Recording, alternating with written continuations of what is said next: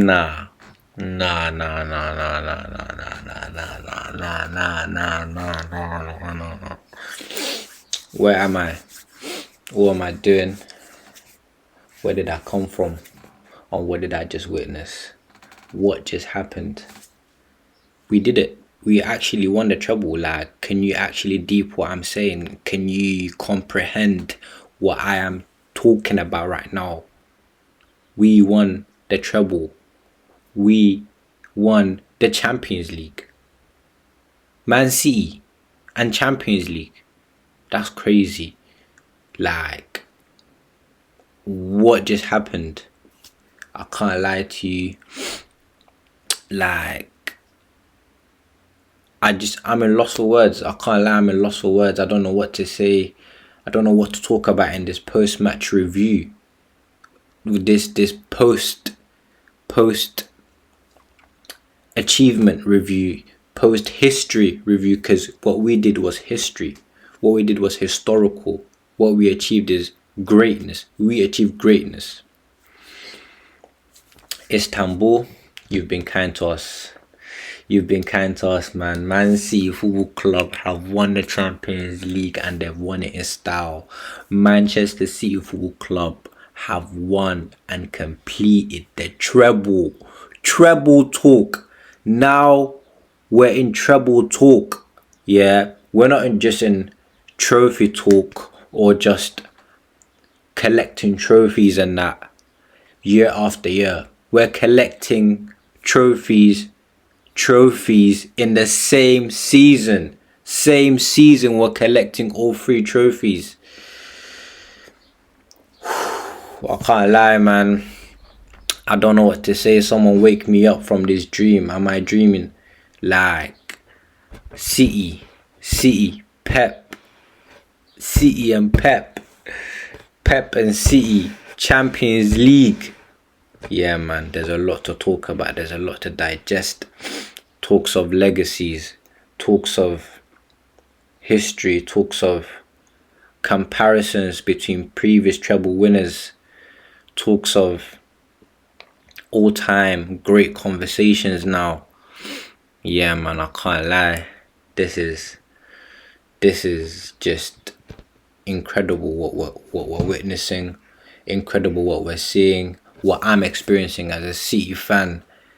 Being able to witness this, see my team lift the treble live in the flesh, going through every single step of the way with them, supporting them, watching them week in, week out, going to matches. Yeah, man, I can't lie.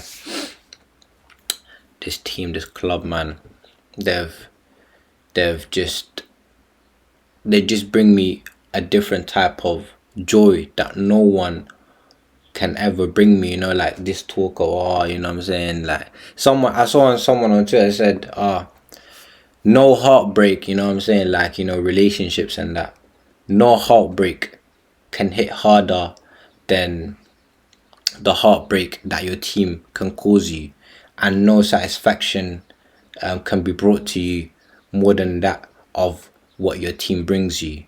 So nothing, like, for a man that supports their club daily, is a die-hard fan, who sticks at their neck online and on socials to get cooked, and your oil club, your this, your fam, your plastic, you'll never have history, you will never win the championship, all of that. Imagine how many times I've heard that. Yeah, man, finally, man. Finally.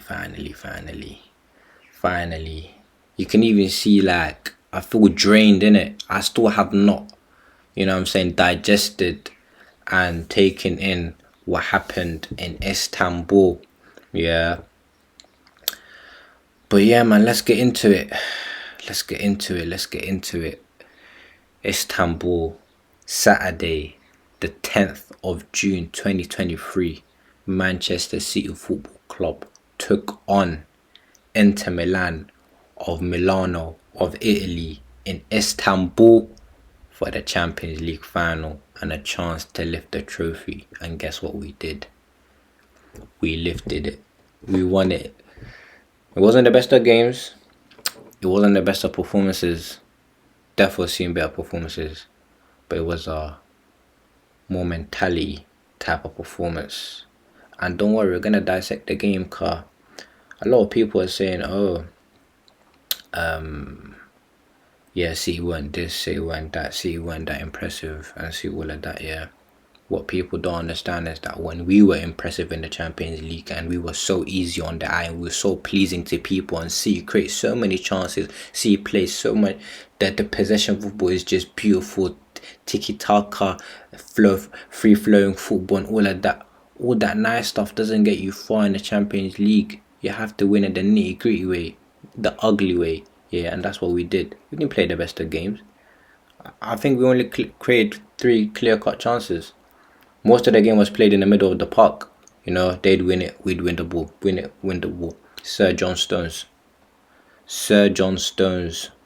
Sir John Stones. I've been raving about this guy for the longest now. For the longest.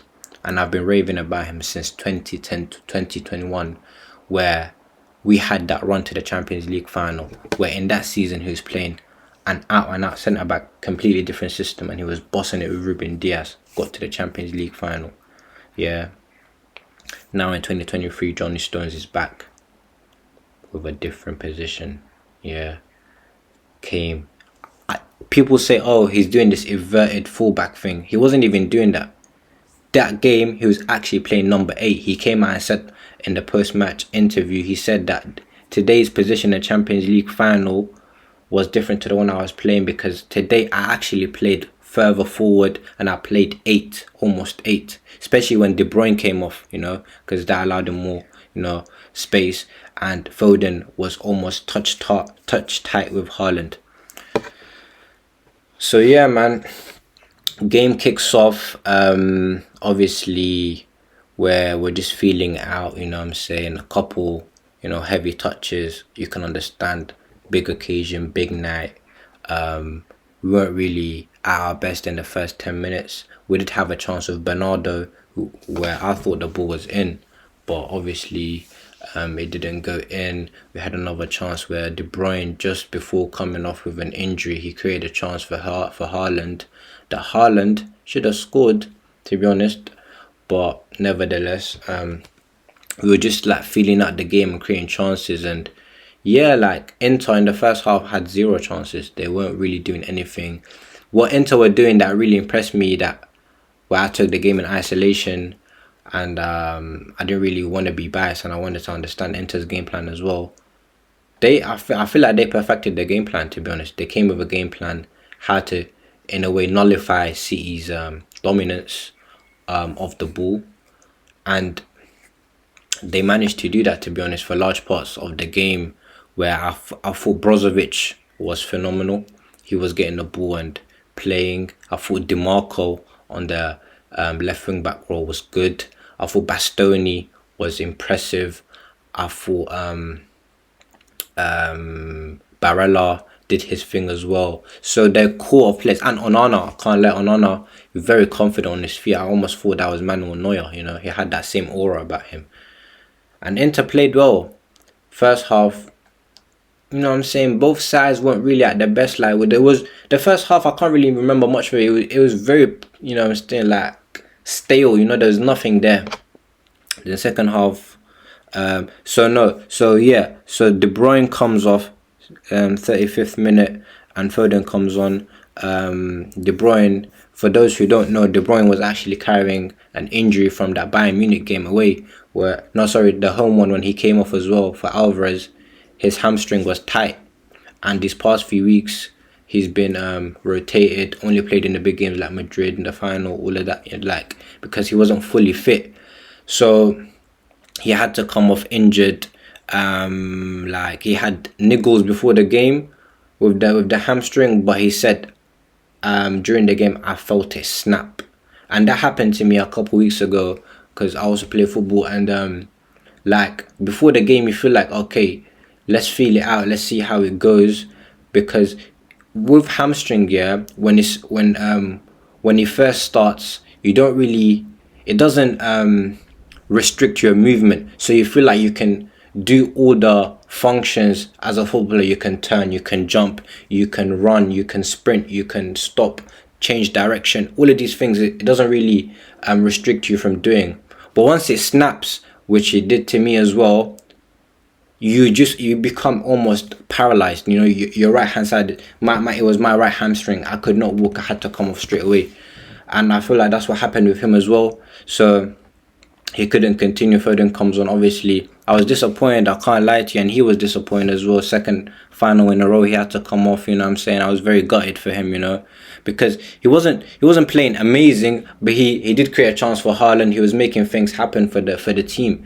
And De Bruyne can turn up at any given moment. Don't get it twisted. Like, that's still the best midfielder in the world, without a shadow of doubt. Yeah.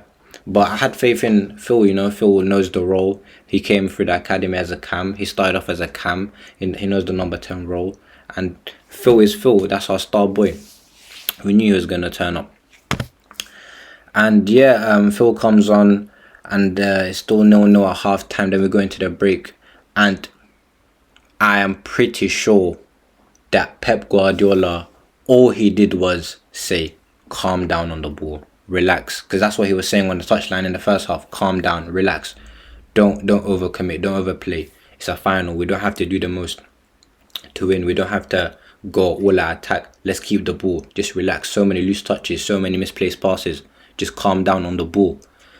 And then they came out, and immediately we feel more calm, we feel more measured, we feel more balanced. I thought John Stones was amazing. That second half, man, I couldn't get enough of watching this guy. I even forgot that the occasion was going on, that it's a Champions League final. I was just mesmerized by this guy. Like, if you go on my Twitter, I'm just retweeting everything about John Stones. He was my man of the match. Him and Diaz were my man of the matches. I know Rodri got it, but personally, Rodri is the best CDM in the world, but he didn't have a good game. I'll say the truth. He didn't have a great game. He even said it. He said it after the game. He said, I was shit. Like, he said, I was bad. So, besides the goal, I didn't think Rodri had a good game. Johnny Stones was amazing. Ruben Diaz was amazing. And Edison, man. Listen, I was guilty. I'll hold my hands up. I was guilty for criticizing Edison for his shot stopping, yeah, and praising him for his playing at the back and good with his feet and all of that, yeah. It's almost like he did the reverse on Saturday. He was poor. He was actually not that good with his feet, yeah, but he was incredible, you know, shot stopping wise. Now, I don't know, obviously we all know the Lukaku chance that he missed, that he should have scored with the header. People are saying, oh, it's more of a bad miss from Lukaku than a great save by Eddie, you know. And I feel like people are doing Edison an injustice there, because I also agree that it was more to do with Lukaku's poor finishing, but also you gotta give credit to Edison, because it's not about the save, it's not about the position, whatever. It's about the reaction time. It came at him, and bear in mind, yeah, go watch it back. This is a bouncing ball. Ask any goalkeeper that played at any level, what's the biggest nightmare for a goalkeeper? Is one of two: the ball that dips, so the knockable type balls, and the ball that bounces just before it makes contact with the goalkeeper. If any ball bounces in front of the goalkeeper, there's 80% chance that it's a goal. Lukaku's chance was from point blank range, where he should have scored. He bounced it on the floor. It came at Edison, but easily, with the momentum of the ball, he could have spilled it, you know. But he did well to hold his ground. And also credit to Diaz, because it could have also been an own goal, because the ball came out, Edison saved it, and Diaz, he, with his good reflexes and reaction time, he managed to head it wide. If that was me, I'm probably going to head it into the goal, you know. Like, you have to be experienced, you have to be switched on and alert at all times to be this, you know, like, you could have scored an own goal at any given moment. And yeah, they keep attacking after we score. By the way, like, I know everyone's giving Bernardo and Rodri the praise and the plaudits for the goal. Rightly so. But I thought Akanji's ball to split the Inter defense, yeah, because if you go look at the goal, Bernardo Silva, who started off at wide, did an underlapping run, where he came inside instead of being on the outside of DeMarco.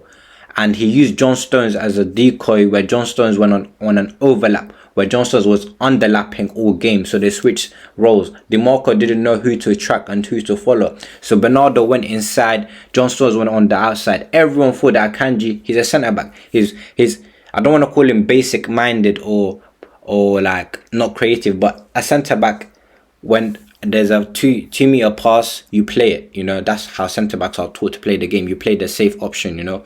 Centre-backs have no risk in their game. But Kanji, he decided to go for the risk and he played a through ball. Go watch that game back, because that goal, wallahi, what he did was so underrated. Like, he split them with a through ball. DeMarco didn't know what to go, and the positioning, he thought he was tracking John Stones. Bernardo came inside, he squared it. And I was thinking, like, why is it taking so long for anyone to come and take a shot, you know? Like, and it felt like ages until Rodri came on to take a shot. And by the way, what a finish! That finish, Rodri still had a lot of work to do to get the ball into the back of the net, because the ball came out and Onana was covering an angle, and I think Darmian and a Serbia, Çalhanoğlu or someone, were covering the other angle, and there was a tight angle where he had like probably a couple centimeters to squeeze the ball into the bottom corner, and he placed it with perfection. El Matador, man, Rodri will forever be grateful. The goal that gave us our first Champions League trophy. And we all had that scare at the end where Inter had the corner and they headed it and Edison saved it. And oh my God, in that moment, I swear to you, I can't even find the words to describe what I felt in that moment. I felt like I was going to freeze, you know. Pardon me. Like, it was so crazy. I thought it was going to be like one of those dramatic endings to the games. But then the referee blows the whistle straight away, and then what? The rest is history. Manchester City Football Club are the new champions of Europe. We have arrived on the European stage. We have arrived on the European continent. We are here, and we are here to stay. Yeah, we're not going anywhere. We're not going anywhere. We've completed the treble. The treble. We have won the treble, man. Put respect on our name. No one can chat to us now except United. Liverpool, you can't chat to me. When you want to talk to me, bring your treble with you. Arsenal can't chat to me, you ain't got a treble. Spurs and Chelsea, you can't chat to me, you ain't got no treble. Man United, you know what I'm saying, respect to what they did. First team they did it. They're the ones that can chat to us. But even though, I think our one was better, in my opinion. Because most of these United fans raving about their treble on Twitter, saying, oh, ours was better. Now, I could say 80% of them weren't even born in 1999. So the crazy part is they did not witness and they did not see their team lift the treble. They had to do time machine celebrations and go back through the archives and search up Manchester United 1999 trophy parade and trophy lift on YouTube highlights. Whereas they watched Manchester City Football Club in 2023. They watched Man United fans watched City lift the treble. They didn't watch their team. Obviously, people are born in different eras and whatnot. But, you know what I'm saying? For example, if I bring a United fan, that's my age, and me, by far I had the better experience. By far, you know what I'm saying? So, and also, in my opinion, if we were to play that 99 team, I swear to God, we would smoke them. That's my opinion, innit? We're the better team. We'll have the better coach. The same coach, yeah? They're going to say, oh, what do you think Sir Alex is better than Pep? No, he's not. Pep is 10 times, I would say 10 times, but I'm doing him injustice. They're close to each other, but Pep is the better manager, and he's proven it. He met them in 2 Champions League finals and dunked on them. But he met him with Barcelona twice, and he dunked on them. He beat Man United. Sir Alex's Man United. He beat them. So yeah, man, none of this talk. But yeah, man, we completed the treble. We did it. We're the new champions of Europe, and we're not done yet. I was hearing now we've raised over 300 million from trophy earnings, from prize money, from winning the FA Cup, the Premier League and the Champions League. Not like we need the money, but it'll be good because, you know what I'm saying, we can say that we didn't really need to dig into our pockets to sign players. I've already almost signed Mateo Kovacic, you know. We're looking at wingers now. We're looking at Josko Gvardiol. We're looking at Bastoni.